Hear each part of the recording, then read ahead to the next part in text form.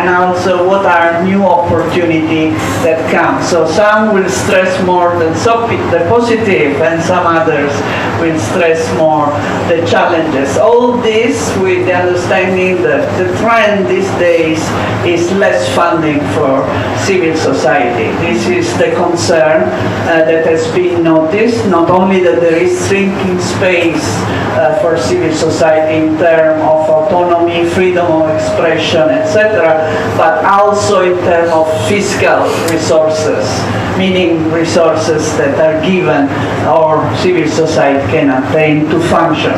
So out of that concern, the series was proposed to the Open Society Foundation, and this is a collaboration, and this is, as I say, is the second event.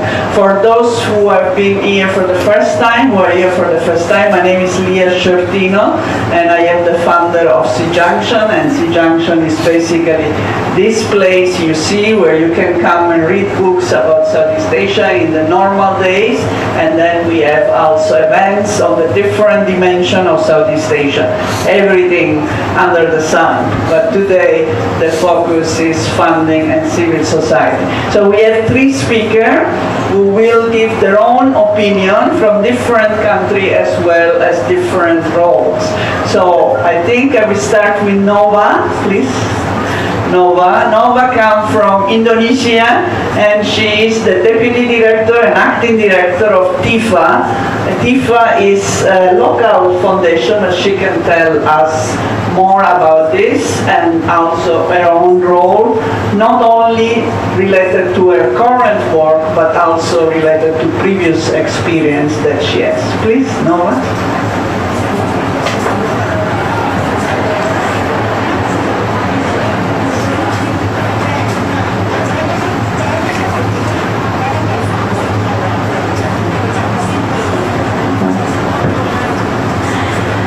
Good afternoon, everyone.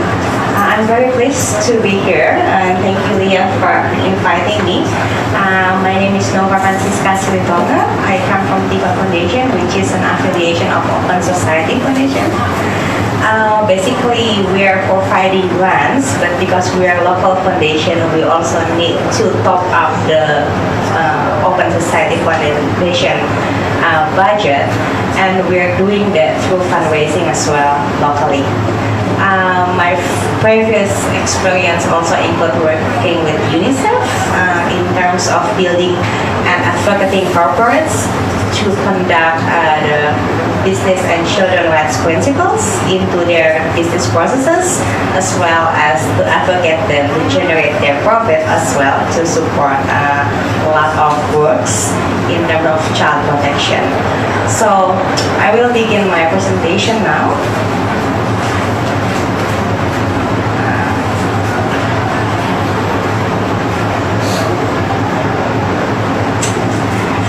So this is my slide. The title is Today We Are Making a Difference for Tomorrow. So I hope within the sharing and learning that we get today, we will make a better way and approach for the sustainability of a lot of CSOs in Southeast Asia. So I think everyone will always question, like, yes, I work for civil society organization, I need to sustain, and there are less donors now, especially like donor countries. In terms of Indonesia, my experience in the last 15 years is working in Indonesia. We are now in the middle income country, so we are not listed in OECD list, and we cannot really receive funding from many donors. So everyone are now struggling and where to start to raise fund. So based on my experience, where to start is to put under your budget an investment. Investment first for the people who will conduct to do the work on fundraising, as well as, this is the most important, is actually to conduct the research and development. looking at the position where your organization is and what the other organization are doing, as well as the same person or maybe different person who can do the networking.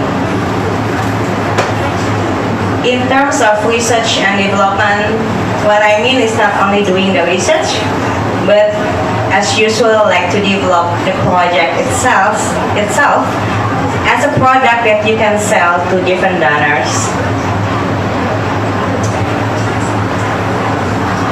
And who are, based on my experience, when we did the research, what we are looking at is to look and do a mapping on who are the potential donors in our country or in the region, who are the potential corporates, who are the philanthropy foundation or rich guy out there, and to see their values. You can see their values in their corporate's website, their statements. Sometimes leaders, corporate leaders, philanthropic, always make statements either in their Twitters, so you can see their interests and also their activities. And then you will align it into your core business, your core organization work. The issues will be, most of corporates and philanthropy will focus on their communication that is in line with their business. So for us, in DFAR, for instance, it's really hard for us because we're selling, our work is mostly on human rights space, and human rights is not really sexy. So what we do also, we look at research that are done by others, and we also see the calendars, momentum, campaign, and advertisement, and any event that will probably match with any donor interest. What we did before, this is like some of the research that I did before. The first one is the 2012 data of top 10 donors from Indonesia. This data is actually available from ADB, the Asian Development Bank. So we found this data. This is also the OECD. The OECD one is more deeper, where you can see different donor countries and also their interests in terms of sectors. Like in Japan, it's more on infrastructure, for instance.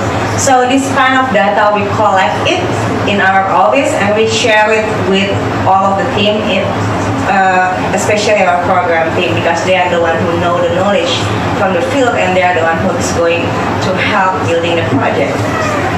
We also collect data from different donors, contractor or like USAID, and the other one is also foundation. For foundation, we collect what kind of organization that they are supporting in Indonesia. This is from 2015 data, and we'll also try to look at their country strategy. The other research that we do is on the potential of corporate social responsibility fund in Indonesia. Luckily for Indonesia, because we do have a law that oblige all corporates to have a set of like 3 to 5% of their profit dedicated for corporate social responsibility. So this is like an obligation for all, and when you do research for each like banking and other companies, they will have their corporate social responsibility report within their annual report. So you can really see the trend as well on what kind of programs or projects which they are funding. And the pattern that how they work, you can also see it from the corporate social responsibility report, where, for instance, like a lot of the companies in Indonesia, they will work distributing their corporate CSR funding to other organizations, to call for proposal, and Yeah, but only a few that work from civil society organization. This is the LSM, civil society organization. Mostly they will do it from the civil organization in terms of this is like a religion, a faith-based organization. They will support it from the companies.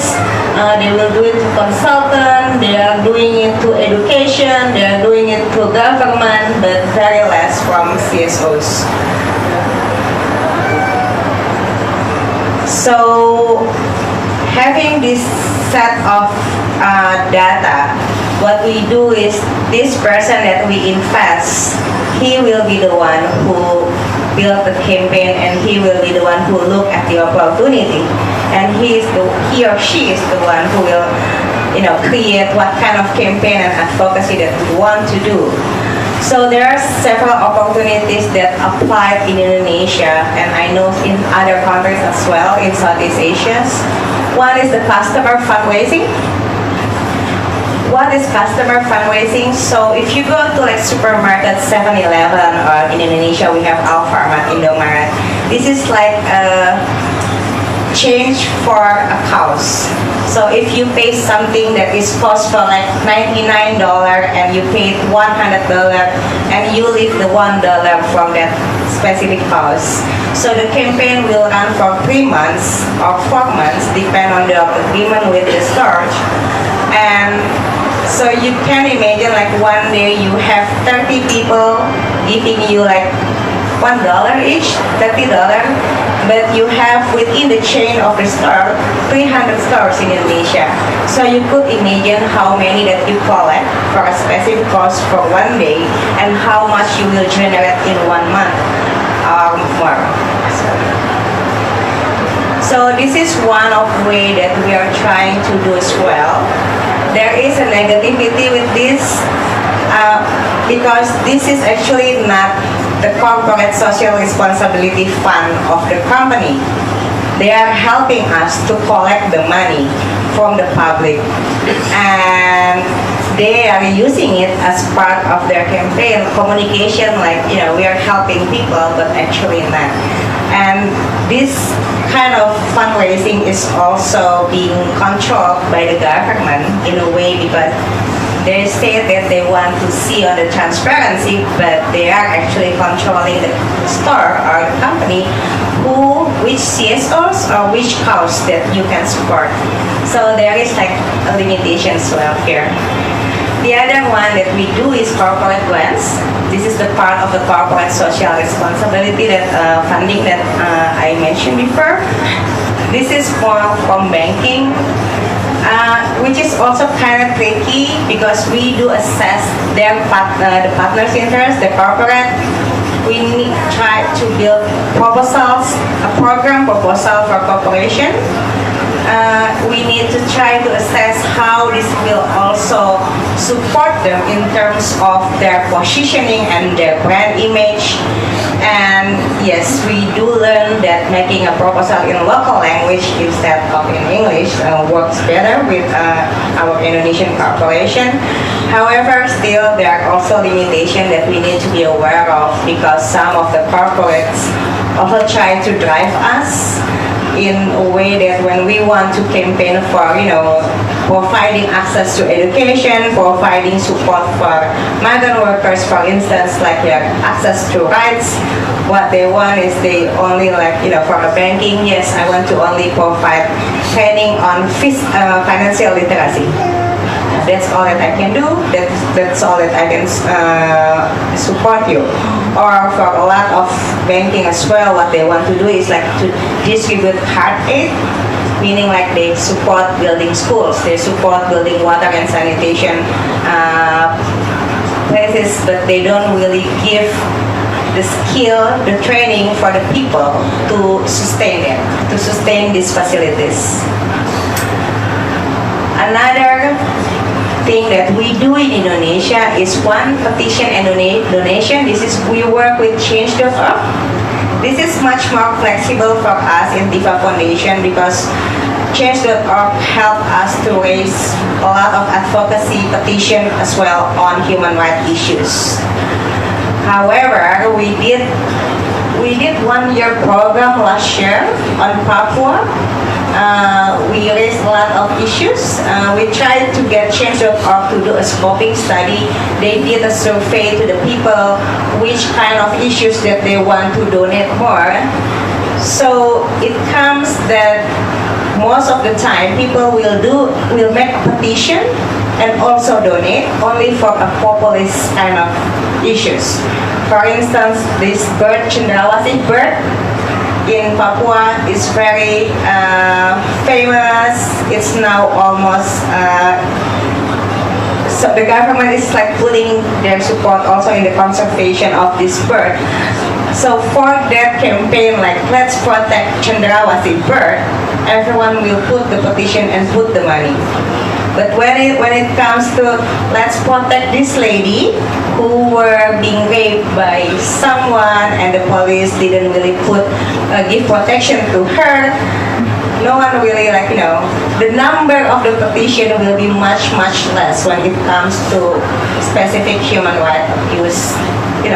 It's just like for us, it seems like a lot of people, they want to donate more on environmental cause, education cause, but still less awareness on human rights. So, but this is one of the way. The other one that we do is for arts and cultural event. This is Munir, one of human rights activists who were killed in 1999. So the organization that we are supporting is Omah Munir.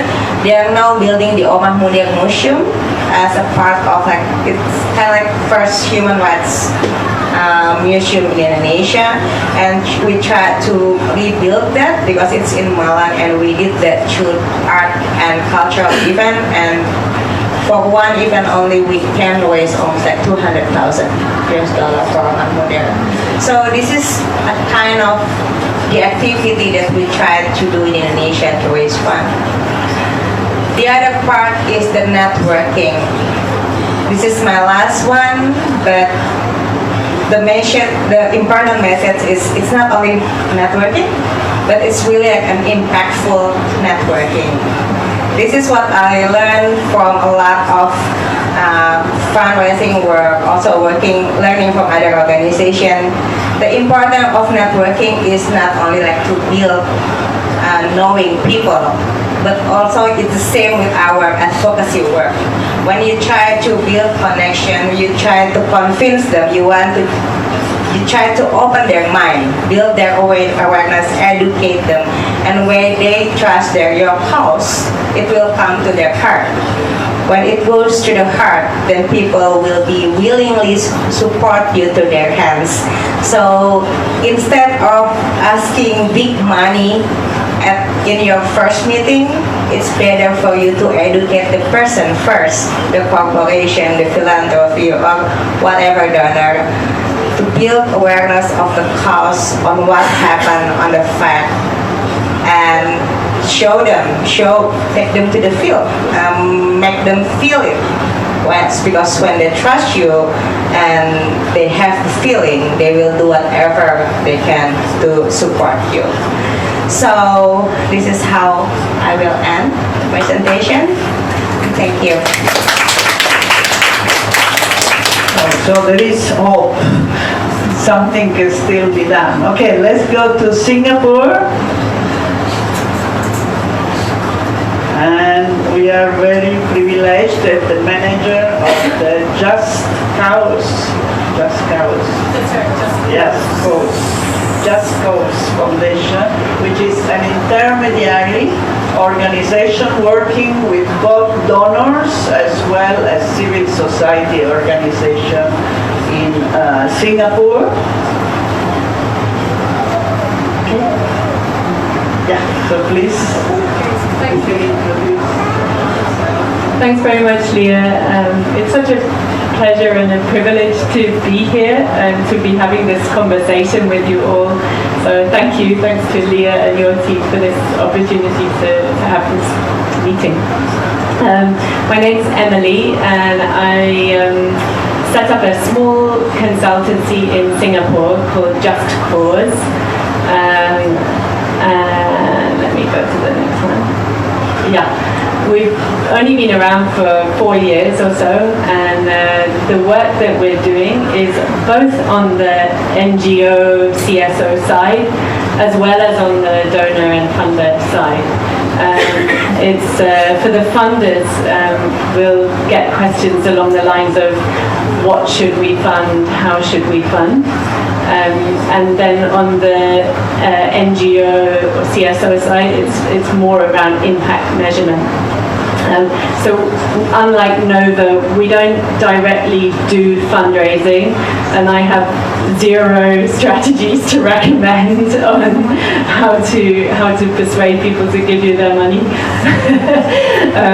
But in some way, we're seeing some patterns by the kind of bridging role that we're playing.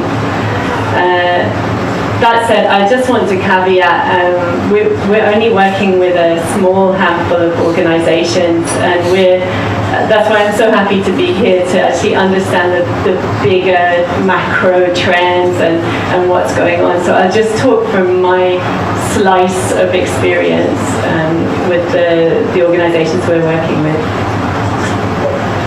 So, before coming here today, I read the article that Leah had written, which I think kick-started this series. Some of you are nodding, so I think some others have also read it. Yeah, some nods. It was so thought-provoking. Thank you, Leah. It woke me up. Normally I need 5 cups of coffee every hour, but I was so excited after reading what you read, so thank you for that.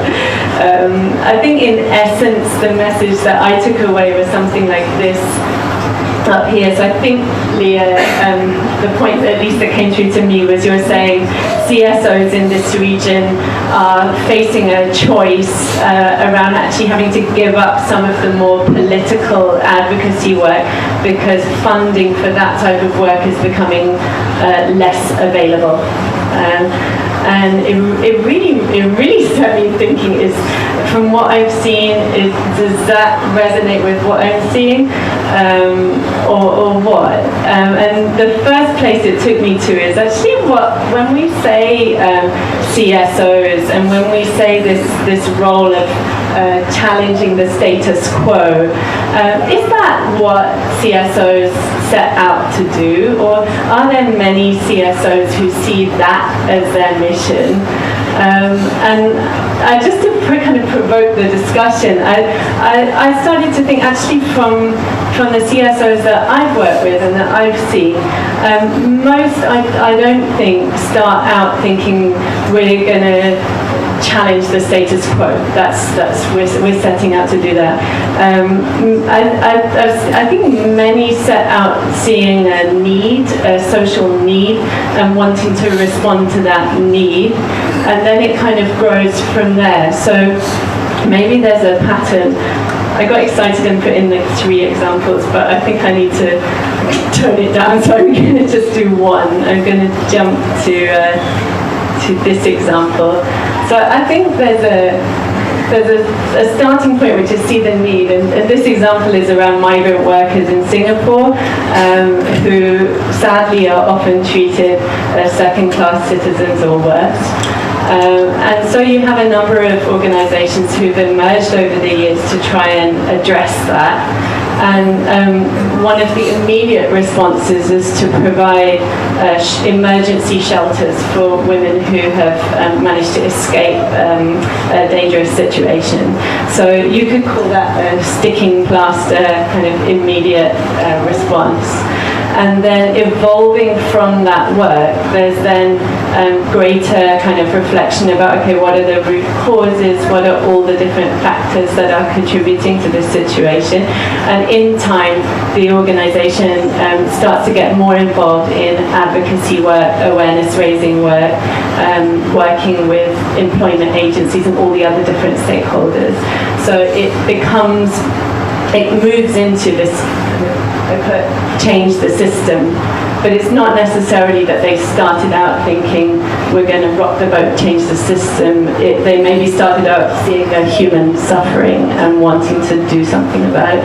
And the more I racked my brains as I stared out the window on my flight from Singapore, the more I thought actually many of the CSOs I've encountered over the years have in one way or another gone through this journey.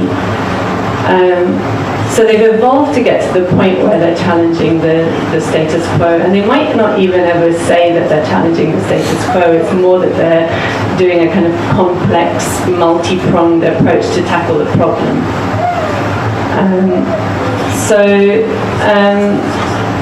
Then I thought, okay, so are we now saying that given the funding landscape, CSOs are having to step back from that system change approach?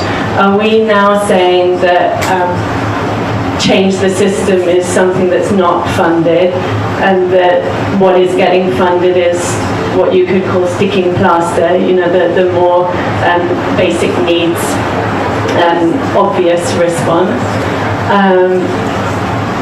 I don't know. I'm looking at Leah, looking at all of you. I'm not sure that's what we mean. So what? It makes me think there's actually a positive message here. I think from where we're sitting in Singapore, working with, I should say, mainly private and corporate foundations, not so much bilateral donors. From where we sit, we're actually seeing more money coming into the sector in general, and a positive future which is opening up actually more options for how CSOs can evolve, so that maybe there are now several different options for how you graduate beyond sticking plaster approach. One is this trend of more and more money that is coming in for the short-term results and the kind of the measurable results that resonate with people's kind of compassion. And I guess I would predict that type of money is going to come more and more because of the rise in individual online donations and the fact that these causes resonate with a lot of people very directly. Also more corporates starting to get into giving and kind of beginning that journey, and this type of sticking plaster, you could call it project, I think is often a relatable starting point. And also just to highlight the continuing strength of religious giving right across the region, and how often that giving does relate to the alleviation of suffering or compassion or that type of topic. How can we see this money channeled as effectively as possible?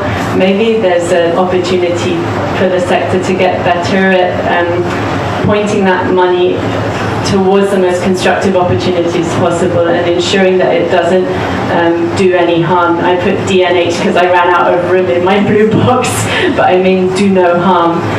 So let's say money going to, well-intentioned money going to orphanages where the children are not actually orphans, and inadvertently the donor is funding someone taking their children away from their parents. So this type of, when we've got the online giving and so forth, this type of giving to causes that on the surface might look very compelling to the heartstrings, but actually underneath it there's a nuance that means it's dangerous. There's a new initiative in Singapore that's trying to do some kind of sense checking on crowdfunding. So that's a new one that's got off the ground last year. Okay, so that's trend number one. But then I think there are other avenues as well, and this is trend number two is the one I think we all have seen a lot, which is social enterprise, impact investment, which has been such a buzzword for several years now in the non-profit sector in the region and globally. More and more money going to fund exciting new initiatives that have the potential to actually tackle an issue and do it in a way that is self-funding, so that it's potentially more scalable and more sustainable than a grant-funded program. So the excitement around that. We were chatting before the meeting. I think I agree with you that there's a lot of hype and kind of over-excitement about the potential of that sector. But at the same time, certainly in my brief experience, I've seen some really good examples of social enterprises that have tackled existing issues in new ways and made a difference. So one I've encountered recently is a domestic worker agency that was set up in Hong Kong a couple of years ago. It's a social enterprise business. It's literally functioning as a maid agency alongside all the others in the market. But they're trying to do it at a new level of ethical integrity, and by doing so, to actually influence other employment agencies to raise their game. And they claim that they have actually influenced people to, for instance, charge lower fees to the migrant workers and so forth. So that's a kind of, you could call it market-based solution that I think is playing an important role. Another one I've seen is one in Indonesia, which was a factory that set up in a very poor rural area and immediately overnight started providing a new source of income and employment to a lot of the women in that community. So a lot of the deep-rooted issues relating to poverty immediately had some kind of hope because there was a brand new stream of income coming into that village. So I think there is an exciting role for social enterprises. If there's something more that we could do on that theme, my one would be about facilitating more crossover and more sector, and then the kind of the newcomer social enterprise world. My view is they are often talked about completely in silos, and we're not doing enough to take the decades of experience from the NGO sector and carry that across to these startup social enterprises that are attracting so much funding. And similarly, we've got NGOs that are, as Nova said, struggling for sustainable sources of income, who maybe might be able to introduce a new revenue stream that could help fund their work. But all the people in the NGO are not business people, they are specialists in NGO work. So is there space to kind of, I was thinking of like an entrepreneur in residence scheme, you know, could you, instead of having a donor back seed funding for startup social enterprises that are starting from scratch, identify some existing NGOs that could benefit from hosting a social entrepreneur, and then get a scheme going where that social entrepreneur is then supported for a year or two to get things going within an existing NGO.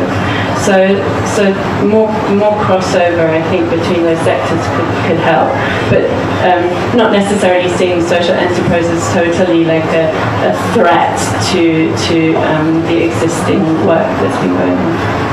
Okay, and then my third and kind of final avenue for hope is where we're sitting, we're hearing more and more from donors about the terms of systems change and collective impact.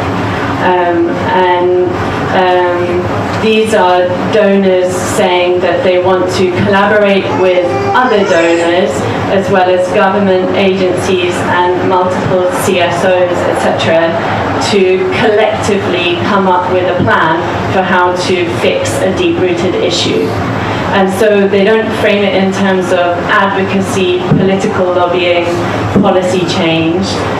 They frame it in terms of entire system change, and then pulling everybody together to collaborate around that. And where I'm sitting, I'm seeing at least some donors who want to spend money on that kind of thing. The question for them is actually how. It sounds lovely in theory, but in practice, how do you make something that complicated work? And I don't think there are many concrete examples yet from the region that can give people a model to work off. I think it's been done to some degree in the United States, for instance, but maybe there's more work to be done in the next few years on that type of model within this region to see if it offers some kind of solution. Okay, so good news. I think there's actually more money becoming available, more philanthropists emerging, more online giving, etc. But there are opportunities to help that money be used more effectively. Okay, that's my little pennies worth. Thank you.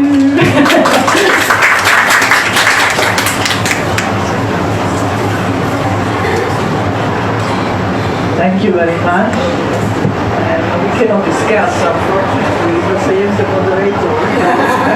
I give the word to Sajid. He's going to talk about Myanmar, so we need to see also the different context. Yeah, she's talking about Singapore, which I think is a little bit different in terms of NGO characteristic compared to NGO in other countries. Much less political in America, but you can discuss. Now we are going to talk about Thailand and Myanmar. Please.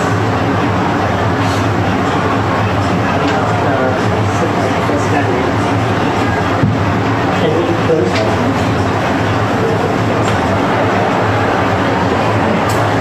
Good evening, everybody. It's nice to be here.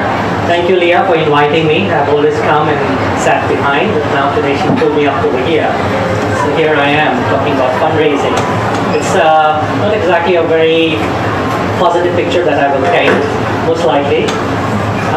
In fundraising, one of the most important things is, to really understand the context in where you want to do fundraising. So before I just proceed, I just want to know how many are from NGO sector over here. How many doing fundraising? Oh, I can tell you that. So, okay.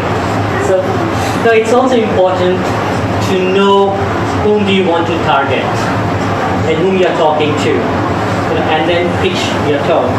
That's the reason why I said I'll go last. Thank you, sorry. But I may not be having such a positive picture as my two friends have painted over here. I may just go a bit critical on it, because when you look at fundraising maybe 20, 25 years ago was completely different picture. You had it much easier. You could write a simple proposal, put in your expenses, and you could engage a donor and you would get the money. There was no need of registration. You could be a community which is trying to do something and you could get the money. You could be a single person who had a reputation, other people could vouch, and you could get the money. Now, 9/11 changed it all.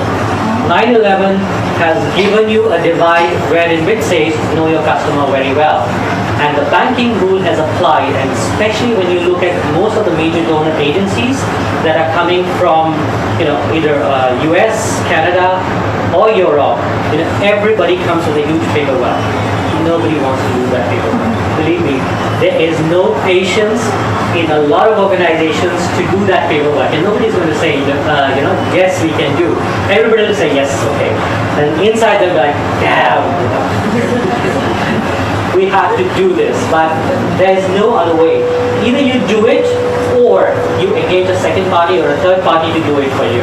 And that means you have to set up a huge chunk of money for that agency or that person to do it for you, in order to know, because that person may have that experience of knowing all the legal frameworks, where to tick the box and where to put the no's and yes, what to write, what keywords to type in, and what exactly you can then say, and how to pitch it actually, as per which agency you're applying to. So again, knowing your agency, where you're applying to, what keywords you want to speak to them, and how you want to speak to them is again important. So as a fundraiser, it's really important that you know whom you're talking to, what kind of a relationship you have with them, so that's there. In terms of present challenges, I would say when it comes to transparency and accountability, yes, a lot of paperwork is asked by a lot of donor agencies. So now you have when you have to do your budgeting, that means you have to go in detail, letting people know, let your donor know, this is what it is. Our accounting system is because of this.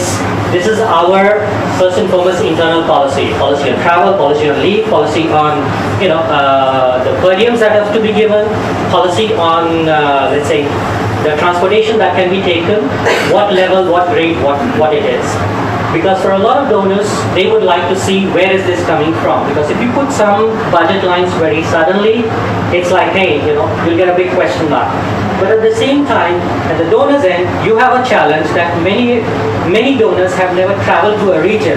So when you put in certain budget lines, they will be like, why is the petroleum so high or the hotel expense so low, or it's very high or it's not so matching as per our rates. And you have to explain them. See, when you go to a certain particular region, it may be a very oil-rich country, but when you look at the oil transportation to a certain particular place where the project is taking place, that is done physically in drums, and that means the cost of oil at that particular location is pretty much high. And because everything is high, so the hotel where you're staying is also high. So you have to physically give them that kind of an idea, how, why, what, where, so that they can really get to know that this is the problem. Because for example, if they have never traveled, we had a project we were doing in Papua, and we had to budget a lot of flights and all. So suddenly we had a donor saying, why are you having so many flights when you could maybe have a direct flight? And we had to explain there is no direct flight, and in Papua you really have to do a lot of hopping, down to reach to Merauke. So if anybody is from Indonesia, you have to really go from Jakarta, you have to go to Surabaya, you have to go Jayapura, and then go down to Merauke. I have done that, and I have traveled all the way back and then to Bali. So been there, done that, when the two distances are just up and down, Merauke and Bali, if you look, they're just up and down, and then from Bali to East Timor. So there you go. So physically, when the donor cannot conceptualize, they don't know, they'll come to you with a lot of questions. Same in Myanmar also, I was working with a media organization, and we were trying to do a lot of budgeting. And we used to have these questions by donors coming saying that you have a team which is present in Mandalay. Why are you having a team from Yangon which is going and doing some video programs over there? So we have to explain to them, see, we may have a team, but that team is a video journalist. We are sending a team from Yangon which is going to do print. So there's a difference between the skills of these people, and therefore we have to send a team from here to go over there. So again, you have to let your donor know why there are these differences in your budget lines and why you have to send a team. So make sure your notes, are really thorough. Sometimes a donor may just come back to you saying just for one line, they'll have huge questions. So that's another challenge. So that brings in terms of accountability. That means your challenge is again maintaining all your bills as per business, what you have kind of budgeted for. Plus, yes, on our part, when we're doing fundraising, it also becomes that whatever you are budgeting, you have to put in the actuals. You may do the best actuals as much as possible, but then you have to let the donor know that, okay, if we are not spending, would you like it back, or you want it to be accounted, and then we can maybe let you know that we are doing something else, we can use it somewhere else. So that's another thing. Subcontracting, major headache in fundraising, because a lot of donors subcontract their funds to another agency with whom you have to engage. And that means you have to again deal with a similar set of paperwork with a subcontractor. The challenge is again that while you're not dealing directly with a donor agency, you're dealing with a subcontractor who again may or may not understand how your situation is or what you are actually wanting to do in those terms. So again, you will have to deal with them in the same way you are dealing with a donor, to go through the whole process on that. Now, when you are doing your donor engagement strategy, or whoever is going to give you the money, the best is, of course, to always invite them to your locations in order to understand your work and let them know this is how it is. it is always good to know what strategy they have, what kind of, let's say, country strategy they have, what kind of funds they want to release for certain projects or whatever. But I would never recommend that you should tailor yourself in order to get a fund and then make your program. If your program is there, what you really want to do, then you make it according to that, rather than really tailoring to get the money. Because sometimes when you can talk with a donor and if you find common ground, that's where you work it on. Because if you are really going to if you know that there is a budget for a certain thing and you want to do an activity, if you don't have the skill, you don't have the capacity, it's going to be a major challenge. That's one thing. One of the other challenge that comes presently that we face is CSR. Yes, CSR is pretty good. Social entrepreneurs are very good, but it's one big threat also to CSOs. The reason, because the moment you get into corporate money, corporate sector is such, it will not allow itself to be criticized, nor it will allow its peers to be criticized. So if you get into something where you have to get money from them, that means you will have to see where you tone down your voice, tone down what you are going to be critical about, and how you are going to be critical about. Therefore, yes, social entrepreneurs can get a lot of money is flowing in, but when you want to look at CSOs, nada, no. You also look at your own country. For example, in Myanmar, there is a lot of defamation laws that have been coming. There is a lot of legal framework that is also coming, which is now trying to control money that is given to NGOs. Regulations is coming. Over here in Thailand, it is. You look at in the region, Indonesia, Malaysia, Singapore, if you are not registered, you can't get money. That means anything that is there as a civil society initiative or as a community initiative, you need a legal entity in order to do that. This other is, if you're very critical of either a government stand because you're doing advocacy, you're doing lobbying, and wherein the challenge becomes for the agencies that they see you as a threat, then you have some action that is taken against you, and that means you'll have your funding challenges, or you will have suddenly find that your permits are not being renewed, or you can't actually get your visas. So you have different kind of methods that are coming that are going to curtail you. That is another problem. So for CSOs, you have to really see where you want to balance yourself, where you can really identify what kind of funding can take you, what far or how far you can go with it. So balancing or a relationship between CSOs and social entrepreneurs is going to be very tricky. It's not going to be very easy, it's very tricky, especially when for CSOs, they have to be critical on a lot of issues and wherein it challenges traditional norms of power structures. So you will find it really challenging, wherein even the social entrepreneur will say, we don't really want to go into that. For example, if you're talking about how community policing is done or police is functioning in any country you take, the moment you say, okay, you are doing social entrepreneurship on how you want to improve community policing, but at the same time that is going to challenge the power relationship within the police. It's not going to go so far unless and until within the police department there are people who are willing to be open about the challenges that they have seen, themselves have experienced about the power structures that they know can really impact the community and are willing to change it. If not, your program, you can come in with any kind of an angle, it will still not go ahead. That is going to be a problem always. The same goes for let's say, for example, refugee issues. A couple of years ago, I was working over here with a refugee organization, and the challenge we faced was how to do advocacy for the boat people that was happening over here, which had really increased, but yet we couldn't do it in terms of open advocacy because of the restrictions that were there, because of the involvement of certain state agencies into it, and therefore, how do you go about doing that advocacy? At the same time, do fundraising, and at the same time, reach out to the community that is put into detention. So So you had 3. So that was the time when you really had to think on your feet, how do you really want to do it? All right?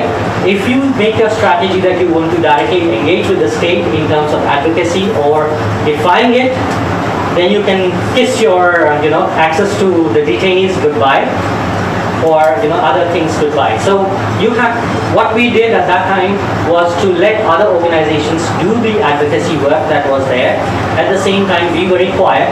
We had to really just be quiet about whatever we wanted to do and gain access to the detention centers. That was the only way. So yes, you have to really see where, what, whom, when you want to, kind of message out whatever you want to. That's what we'll be doing. So CSR funding, I'm sorry to say, but that is one big challenge to CSO right now. Yes, there is a lot of potential to utilize it for social sector or for social good. I just give you an example. In India, by law, 2% of the company's annual profit has to go into CSR activity. This is by law in India. This was the first law that was created on CSR funding that is there. Overnight, what happened was a lot of PR agencies starting using this CSR budget, making advertisements for the companies, showing the company in so good way, saying that, oh, if you buy this product, what you're doing is you are actually contributing to our bottom line, wherein the more you buy our product, the more profit we make, and the more 2% we can give actually to the community. But in actuality, the big budget was going to PR agencies, big fat checks, That's it. Making nice PRs and getting actors and everybody who's getting good money. But actually went to community, nada, no. So CSR that way, it's a double-edged sword. It can go and fall down anywhere, right? The other is one of the biggest challenge comes is for donor education, as I mentioned. For donors, earlier a lot of them were based over here, but now as your money is getting cut because of the situation in Europe, you have a lot of money that is being cut down and it's being sent back into Europe. Now, a lot of agencies have also moved their offices from here back into Europe. So you have a disconnect between those who are here, those who are working over here, versus those who early were based over here, and therefore you could have a very good one-on-one relationship with them and get engagement with them. If there was a problem, you could also engage one-on-one. So now it's like, they have to travel over here, they just spend a couple of hours and that's it. After that, it's back. So, and then you have a lot of turnover in the donor agency. So you are not able to actually keep that relationship as it was before. So wherein you have a disconnect from those who really know and those who can understand. Plus, there is a high professionalism that is going on within a lot of donor agencies, meaning when a lot of people come, or because of the staff turnover when they come, there's a lot of staff who really don't understand the region, don't know.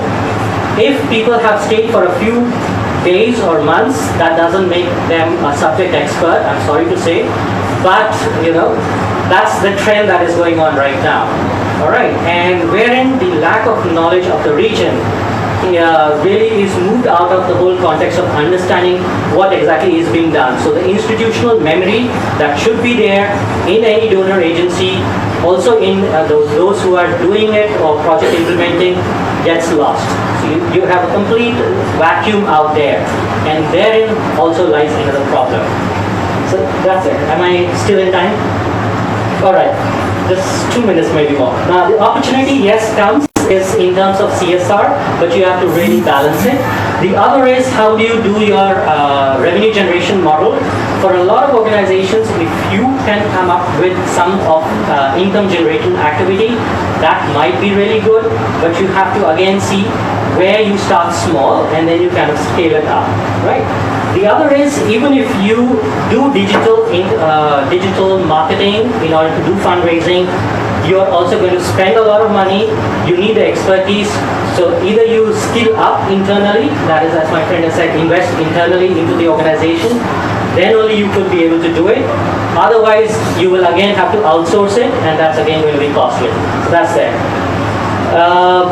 So the last comes is that, do you get to do voluntary services and get people to actually contribute it, going back to a traditional model, or you adopt and come down. The last point is China. Do not forget the Chinese influence that is coming into your market, and wherein it's not only creeping into the business area, it's also coming into the political space, wherein the government-to-government relation by China is actually coming into the space of what you can talk and what you can't talk. That's all. Thank you.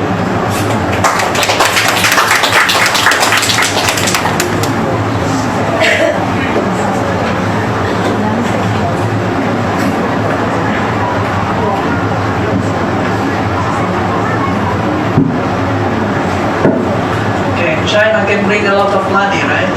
A lot of wealthy people in China. Okay, now we open the floor. Please, the panelists can sit, or you can also sit there. Yeah, I think who wants to comment? I think there are people with a lot of experience from the CSO as well as the fundraising expertise. So please, anyone? Don't be shy. Yes. Okay. So I actually came in late, so I may miss some of the information. But when you talk about like CSO turning to SE in order to attract more funding, like I personally am actually more like bridge between philanthropists and CSO. But as a philanthropist, in the past year that I support SE that turning themselves from CSO to SE, especially if they work on issue like human rights or like issue that is very social. I find that they don't have the human capacity to run business. So at the end, they have to do their own work and then try to do business that they are not good at. And at the end, they don't really do well in both and don't really attract funding. So as a philanthropist now, maybe only a small group, but we think that important issue like human rights, you don't really have to become an SE, just do your work. And then I think more and more people, especially in this region, that human rights is not the top of our head when we want to donate something. Even people are more aware of this. So I would really a bit disagree on it, wanting to turn into SE. If that is something that is not very, it's not your appetite, or you don't have the money to hire another person to run this, there is a risk of like taking too much burden that might not at the end attract more funding. Introduce yourself. I'm Ada from a crowdfunding platform called tejai.com. I also run a Thai Young Philanthropist Network. Excellent to discuss more, but I take some more questions if there are. Any? Okay. Two. Yes. Fabio and three. Okay, please. Yes, just talk more about the opportunity of being elevated to medium income countries. There's obviously opportunity with more wealth in the region, and the economic development obviously provides opportunity for that to come into the space. If you could talk more on that.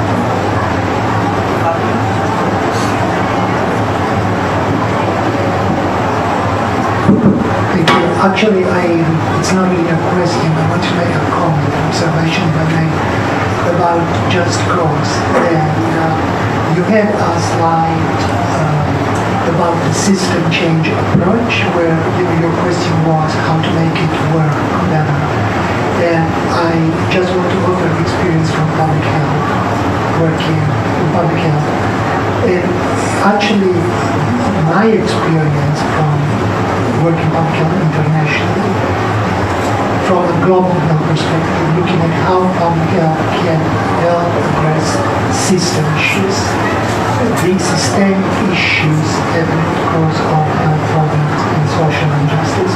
There are lessons perhaps that can be useful. For example, many bilateral donors, certainly USA, now often they require projects to develop a theory of change, which looks at the health problem from a systemic perspective. And that's something perhaps that can benefit more broadly the NGO sector, in how you can talk to donors, how to talk to donors, because when you do a theory of change, you actually have to look at, or at least the way we do it in public health, we have to identify what are the systemic drivers that a project or a specific project program will help address, what are the intermediary level issues linked to the systemic issues that you can impact, and then what are the indicators that will demonstrate that you actually have this kind of systemic impact. Just this perhaps may be useful.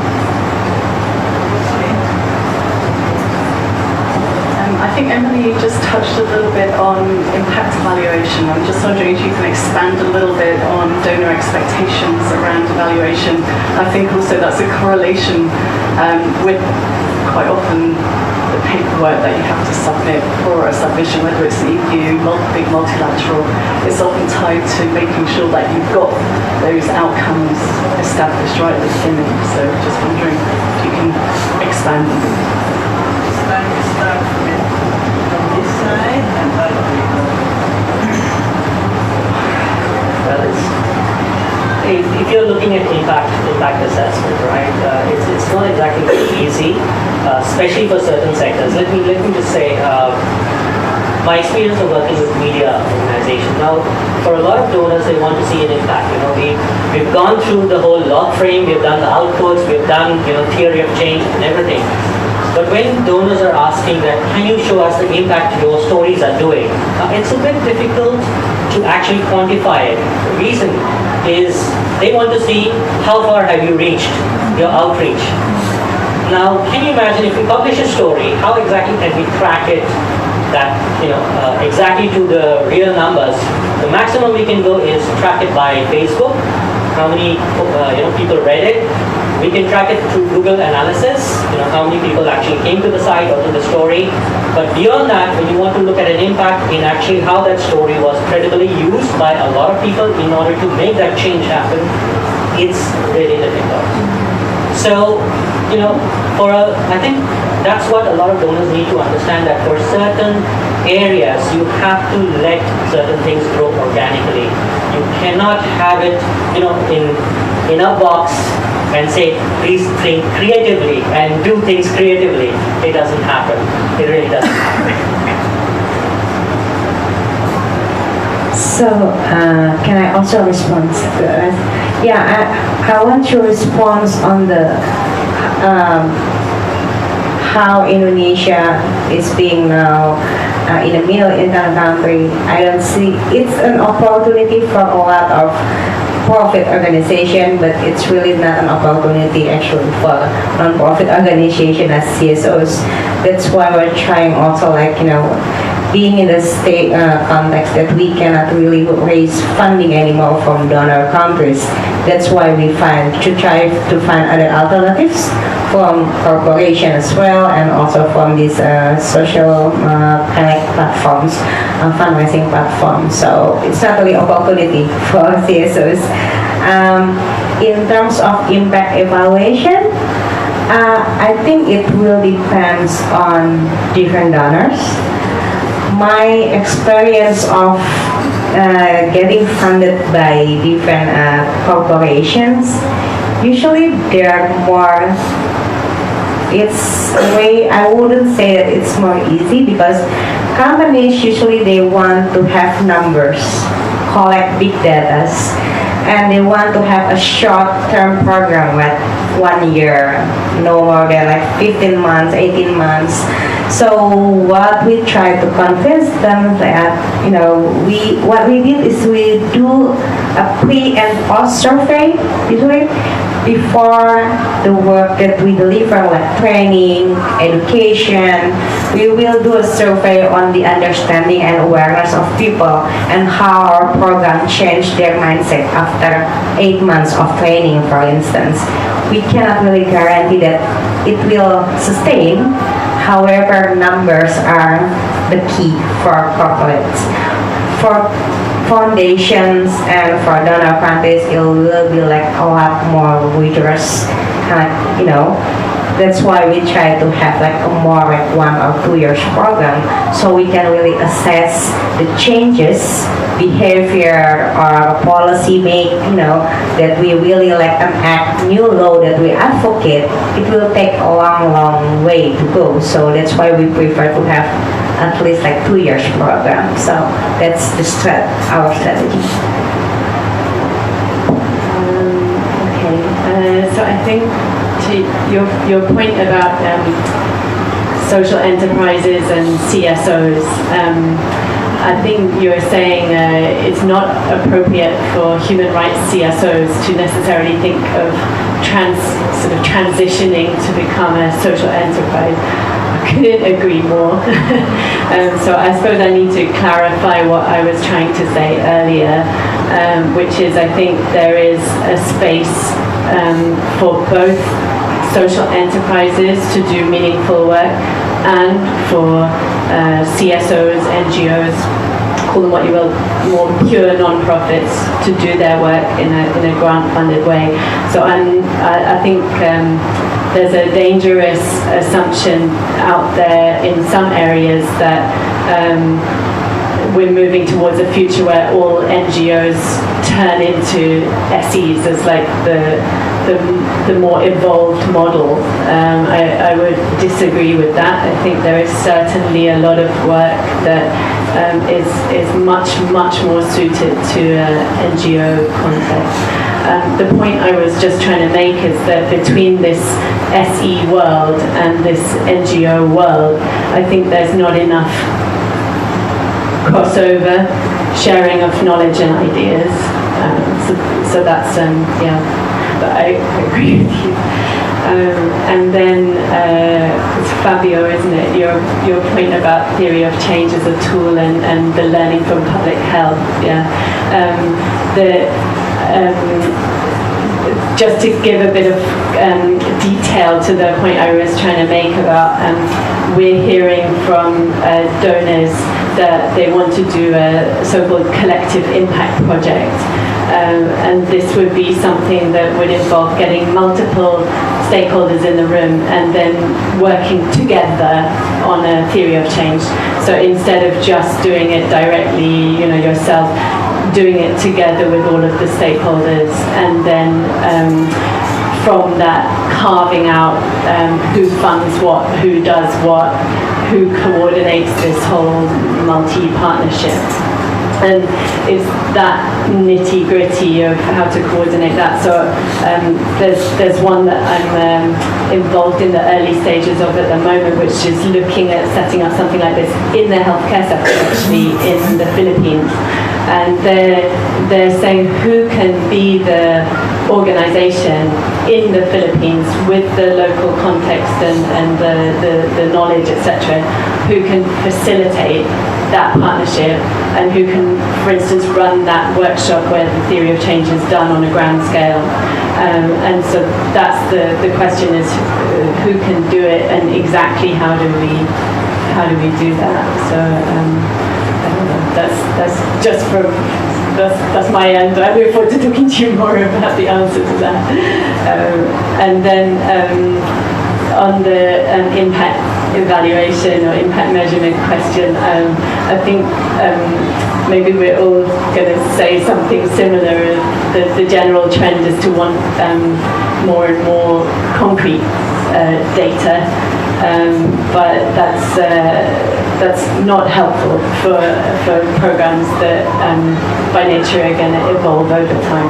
And so, and yet donors still need to be accountable for the money that they're spending, obviously. So I think that is the difficulty is how can a donor put in place a structure that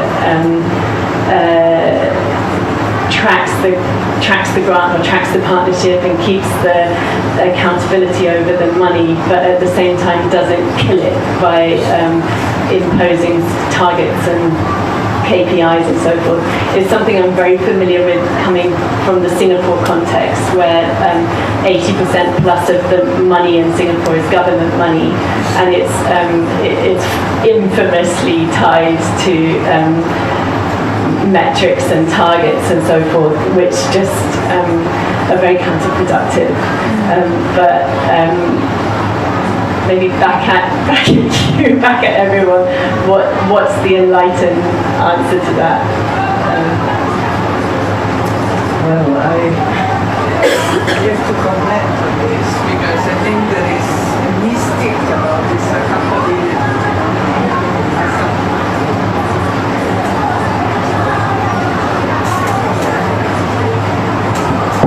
I think we need to start to deconstruct this issue of accountability, because often accountability is reduced to how many people come to the meeting and decide and this kind of thing.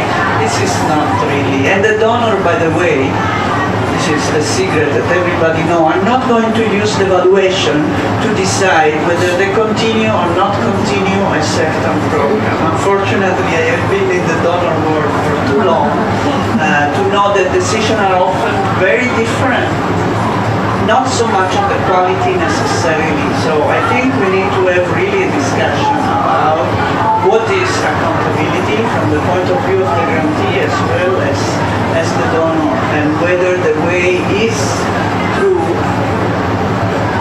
this kind of quantitative impact. And we know that social change is not a linear process, goes back and forth, so actually we could be in a period like now where everything seems to be going backward. You cannot show progress.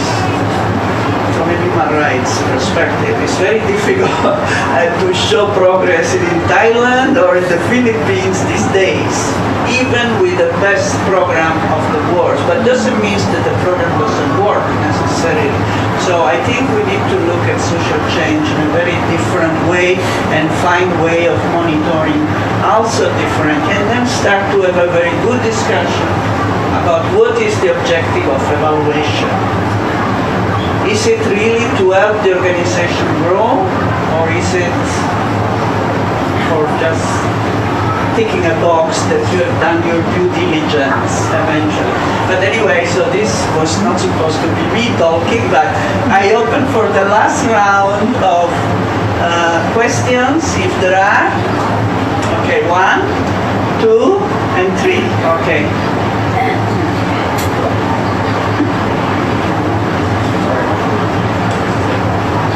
I'm Mark Dagub. I'm a regional communication specialist currently doing consultancies at Pro Bono. Recently, I was offered a consultancy with a Cambodian NGO, grassroots organizations, because their problem was that they were not being granted with grants anymore after a series of corruption within the organization. Now they have changed their leadership, they have changed their operational plans, they have changed everything. But still, after 2 years of trying, they haven't got any funds. So my question is, organizations with reputational issue, is it still possible to access grants? Okay, next one, what was you, one, and there was a third person. Oh yeah. Okay, one moment.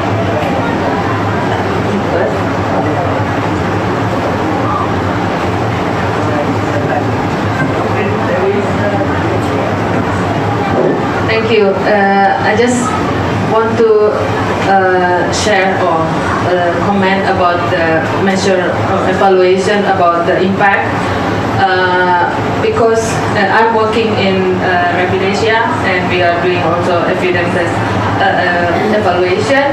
So, and in our experience, when especially when measure something that difficult, like human trafficking project or maybe campaign on the wildlife, for example. So it's in campaign how this impact. So I just this is a new article we just published about using the CAP score.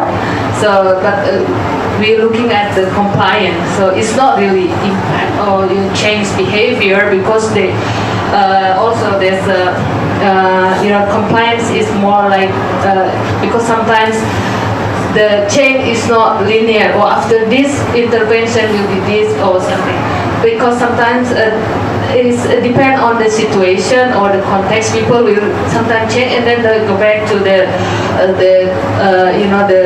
attitude.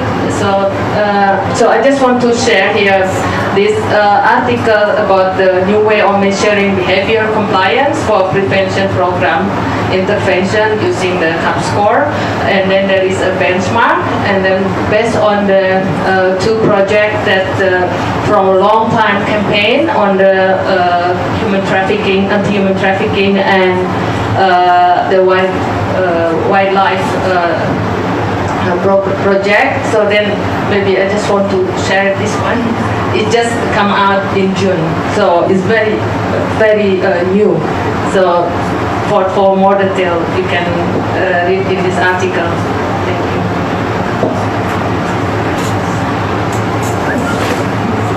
Hello, my name is Yoshimi. I'm from Bookworm. Sorry, I'm running Bookworm Foundation, and as the name says, our main focus is right to joy of reading and learning by library and literacy projects in the north of Thailand. My question is to Miss Emily. I'm sorry, your last name, I'm not so sure. I'm quite interested by your idea about enterprise and residency, because we are running a very small grassroots organization, and as the last speaker, I'm not so sure your name, sorry, because Ms. Leah, I couldn't hear Ms. Leah when she introduced you. We don't come from the business background, and we don't have very good idea, and we don't also have the fund to outsource such businesses outside yet. So I'm very interested in enterprise in residency, or connecting social enterprises or any enterprises who might be interested to help us raise the fund and then raise their credibility as well. So if you could give me some examples or potential scenarios, that would be really, really helpful. Thank you. Okay.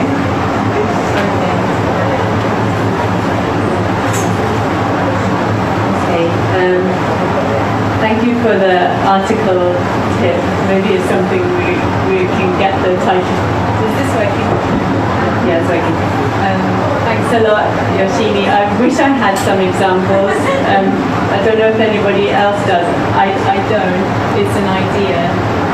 But it's funny you should share your organization, because where I'm actually coming from with that idea. Is it really working? I can't hear you. It's stopped. Hello. Oh yeah, this is really working. Yeah, sorry. So what gave me that idea, in fact, is a Singapore organisation called Singapore Book Council. So maybe it's your sister organisation in Singapore, I think, because their mission is to promote Singaporean literature and literacy and a love of reading. They've been around for 50 years or so, and they apparently used to find it relatively easy to get sponsored by publishing companies. But because that whole industry is really suffering now, everyone's just on social media the whole time, they've lost their sponsors, and they're really struggling. And they've recently had a new executive director who's hugely experienced and capable, but his challenge is, where should he focus his attention? Should he focus it on the core work of promoting literacy, or should he divert his attention to build up a creative writing training program that would generate revenue to cross-subsidize the other work that they're doing? But if he spends all his time doing that, then who's going to do the core work? So that was why I was thinking, if he can continue to do what he's really cut out for doing, but then alongside that, if a funder could be persuaded to place an entrepreneur in to work alongside him and just build up that creative writing workshop business, then maybe it could be a great solution. But this is an ideal scenario and not an example. Okay, thanks. Does anybody actually have an example of anything similar? No.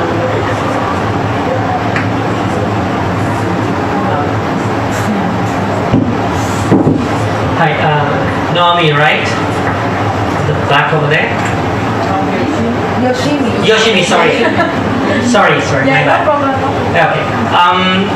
My suggestion would be, where are you based? Are you based in Chiang Rai or Chiang Mai? Somewhere in between. Somewhere in between means? In Proud District. Lampung? No. I'm in Chiang Mai, but about 100 kilometers to the north of Chiang Mai city. Okay. Yeah.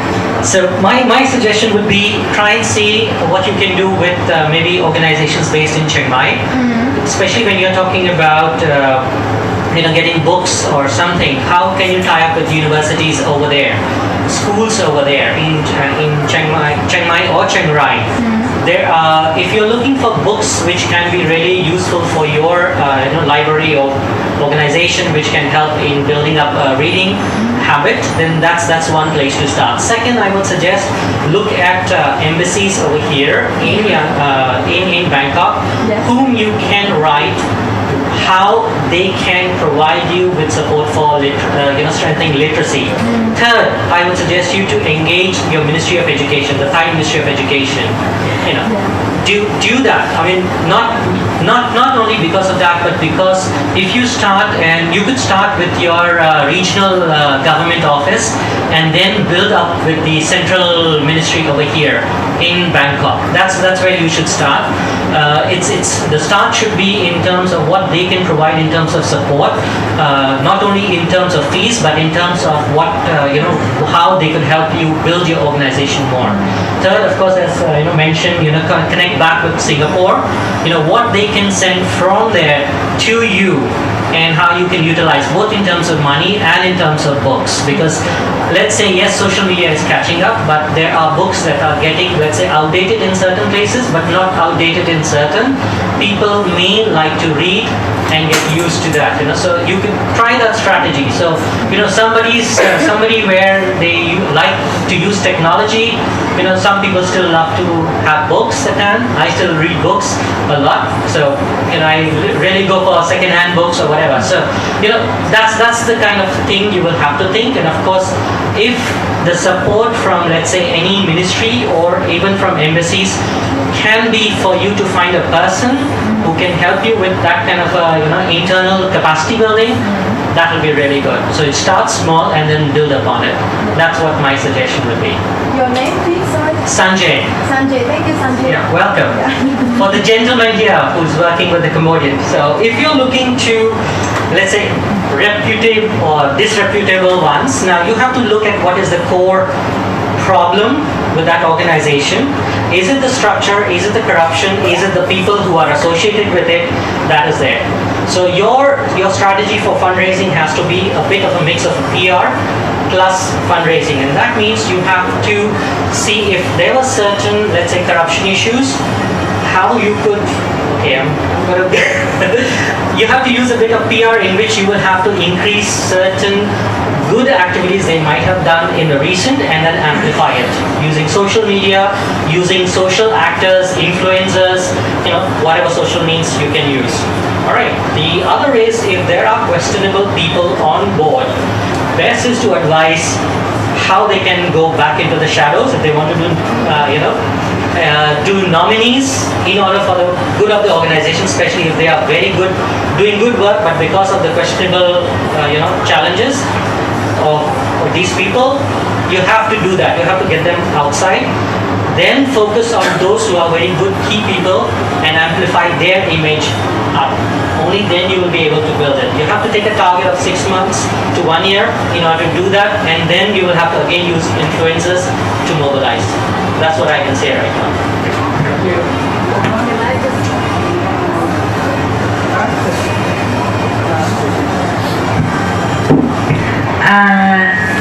Before I answer, because I'm in a position as what I was in a position, I want just to give idea to Yossi. Sorry, Yossi. no problem. Yeah, please also contact UNICEF. I know that they are doing a lot of building literacy for children. Yeah. That is one of the source of funding that you can get, and it's also important to build good relationship with the government, although we are trying to push for, we don't like the status quo, but try to have relationship, because under the G2G, the government to government scheme, the funding from donor countries always rely also on the CSO's relationship with the government, and it's the same with the corporations. Otherwise, if they don't work in a way that the government want, they cannot run their business well. So just try to pick and do the mapping on which government that you can rely on, which the champion that can support our cause, and try to work and get funding also in collaboration with them. So that's the idea. For Mark, it's funny, I was also coming to this organization having been cut the fund for like half of it after like almost 20 years. It's really sad. It took us 3 years to get to this stage now where we get another, commitment, like 5 years commitment. We try to raise fund again, but yes, I totally agree. Look at the people within your organization. Do whatever you can to dismiss those people who were corrupt and put your organization under bad reputation, and start to build relationship again with different donors, with different NGOs, advocate them. It took 3 years. Building trust is a long time work that you cannot really expect will change people's perspective immediately. So yeah, it takes years, but just be optimist. Thank you. I want to give another advice. Put the mechanism in place to ensure it's not going to happen again. Otherwise, no donor is going to trust you. So this is a very practical, beyond the PR work. You need to have the mechanism. If something happens again, how you know that this is going to happen. So this is because when it happens second time, then it's really finished. So this is, but I want to make a final comment on the social enterprise, because still it's bugging me in my mind. I think we need to be clear, social enterprise has always been there. It's not a new concept. What is new, before were NGO that were doing some business, now it's business that is trying to be social. So we are talking now the different kind of social enterprise. Because the social enterprise per se is nothing new. There has been always many NGOs that have tried to raise funds through selling books, selling products, having restaurants like the one from Ichai has been there for many years. Even if legally it's two institutions, it's a foundation and it's a business, but the idea is the business support the foundation, but the business was meant to support the foundation. Now we are talking about business that want to be social to make money. So it's a very different construction, and we really need to look very carefully, because we are talking about triple bottom line. So one is social, one is money, and one is environment, or whatever I mean. So, but there is the money profit. Now, what I like to see is how many of these social enterprise are really making money. This is something I am very curious, because it has been promoted as such. But I think if you are really social, it's going to be very difficult to make money. But this is my own idea, and let's see in a couple of years more, if we do an assessment, how successful are the social enterprise to make money, because this is the kind we are talking about, and how much they get from donor, and how much come really from their own business activities, because to me, a social enterprise is not like this. You know, the ice cream parlor is considered a social enterprise too if use organic products. And this kind of things, there are many these days of this kind of social enterprise. So are they really social? And second, are they really making the profit that they promise to make? And answering to the name Joshi.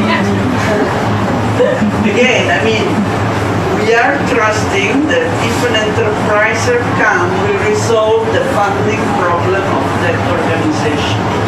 Maybe, maybe not. Depends on the kind of activities that you are trying to promote. So we need to know more about what kind of activity and whether a business component is really important for them or not. Because like she said, I fully agree. If human rights, it's better be a good strategic human rights thinker rather than an enterprise. You would not want an enterprise to come to your organization per se. Entrepreneur, I mean not an enterprise, an entrepreneur. So it depends what is the objective of the organization, what kind of skill that are necessary. But in any case, this has been a very inspiring discussion showing how complicated the funding world is. And indeed, there is more variety maybe of possible funding sources. But then is the question, do they really reach the people that we are talking about, civil society with a rights perspective, because this is the big challenge from our perspective. So the next, we will have 2 more events on this topic, so I hope that you will continue to follow us. The next one will be on the 23rd of June and will be about local philanthropy in Southeast Asia, so different countries, Vietnam, Indonesia, Thailand, hopefully, and to discuss about local philanthropy, and again, whether local philanthropy is a promise or not. Right? Because we are always, oh, there is so much wealth going around, but then somehow doesn't reach the organization that we care about. So what is happening in between? And this is what we are interested to know more. So on the 23rd of June, please come back. And in the meantime, there are other activity on the 18th about a movie on refugee camp and Maila. It's in this room. And then on the 30th about pro-ISIS network in Southeast Asia by expert Sidney Jones. So a very different topic, but also I believe very interesting. Please, on your way out, do your duty, because as fund giver, give a donation to us, because this is one of the way we raise funds for Sea Junction, which is funded by a peer group mechanism, including through donation by the people that come to our event. So thank you very much, and there is coffee and tea outside to continue the discussion. Applause.